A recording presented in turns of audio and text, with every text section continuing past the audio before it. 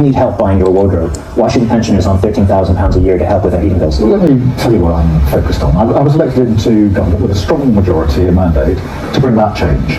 And the change that I promised that I'll be judged on is whether living standards have improved and people feel better off.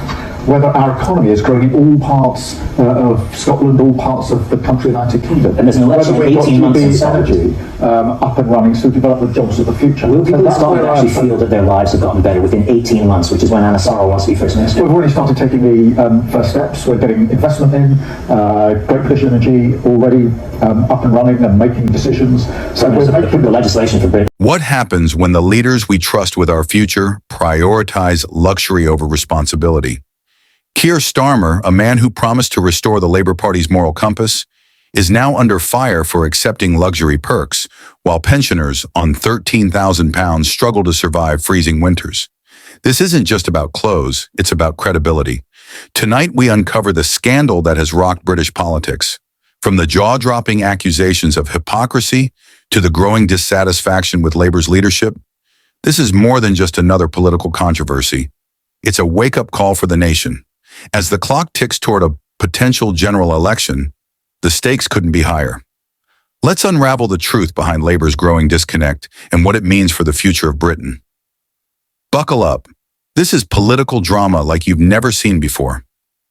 Keir Starmer's rise to Labour leadership brought with it promises of integrity, fairness, and accountability. Yet recent revelations about his acceptance of high-value luxury donations have called his credibility into question. The timing couldn't be worse. With pensioners losing their winter fuel payments and inflation driving up costs for basic necessities, these allegations cut deep into Labour's core promise of standing up for the vulnerable. Hypocrisy at the top, the optics are damning. On one hand, Starmer advocates for fiscal responsibility and fairness. On the other, he indulges in perks that ordinary Britons can only dream of. Critics argue that this double standard undermines his ability to lead with moral authority. Pensioner. We're turning off the heating to save money. Meanwhile, he's enjoying free suits? How is this fair? This disconnect has sparked outrage not only among voters, but also within Labour's ranks. Party insiders fear this scandal could alienate the working class base, the very foundation of Labour's support. Public backlash has been swift and severe. Social media is ablaze with criticism, and political commentators are dissecting every aspect of the controversy. But this isn't just about perception, it's about trust. In a country grappling with economic uncertainty, leadership rooted in integrity is more important than ever. Starmer's acceptance of luxury perks strikes at the heart of Labour's identity as a party for the working class. How can Labour claim to represent ordinary Britons while its leader appears out of touch with their struggles? This question is being asked not just by opponents, but also by Labour supporters themselves. Labour supporter, this isn't the Labour I grew up with. We need leaders who live our reality, not theirs. The scandal has also emboldened the Conservative Party, which has seized the opportunity to portray Labour as elitist and hypocritical. Meanwhile, other opposition parties like Reform UK are positioning themselves as alternatives for disillusioned voters. To understand the full impact of this controversy, we need to look at the larger picture. The UK is facing multiple crises: rising inflation, stagnant wages, and a cost of living crisis that shows no signs of abating. For many, this scandal is a symbol of everything that's wrong with modern politics. A leadership class that seems increasingly disconnected from the realities of ordinary citizens. Inflation is at a 40-year high, energy bills are skyrocketing, and wages have failed to keep pace with rising costs.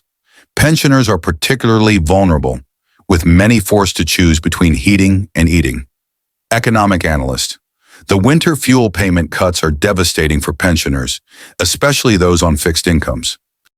Labour's response to these challenges has been criticized as inadequate. While the party has proposed measures to address the cost of living crisis, these efforts are seen by many as too little, too late. The turning point came during a live broadcast when Starmer was confronted with a question that left him visibly shaken. Why do you accept luxury clothing donations on a £167,000 salary while pensioners freeze on £13,000? His inability to provide a convincing answer was a pivotal moment.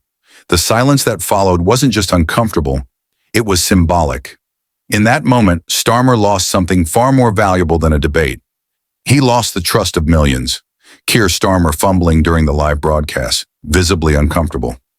This moment has been described as a political gut punch that could define Starmer's leadership.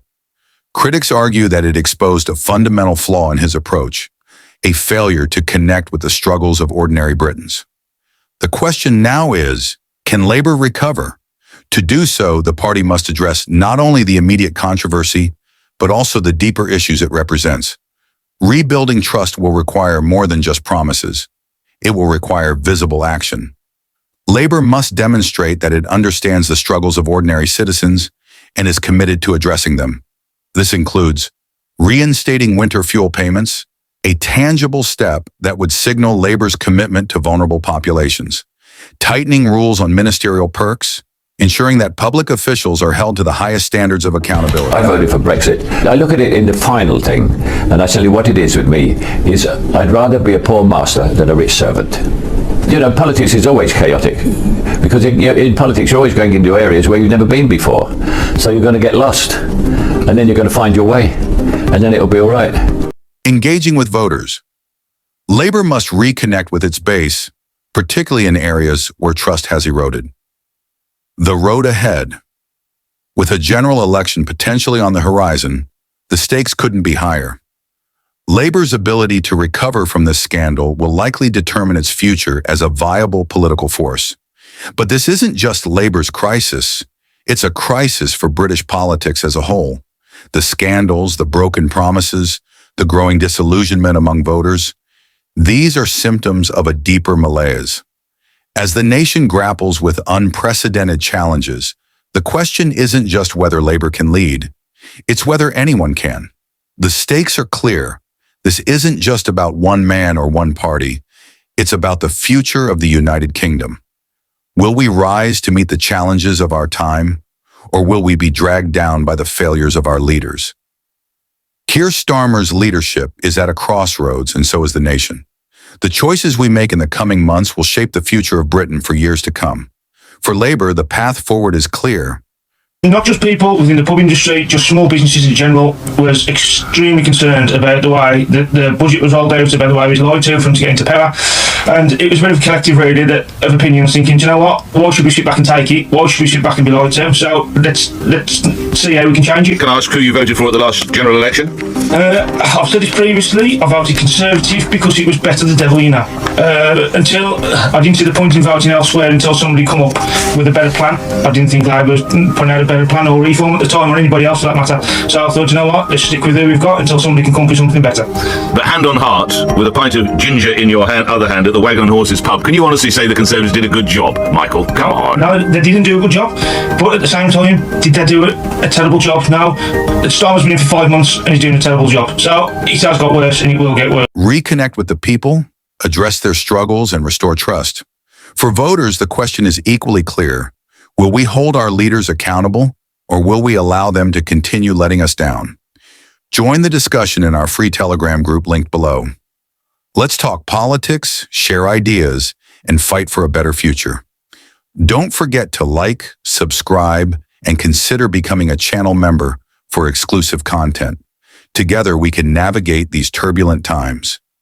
See you next time on Untold British News. What you think about it, please share your thoughts in comments below and subscribe for more British and international news. Take care and goodbye. We'll see you in the next video.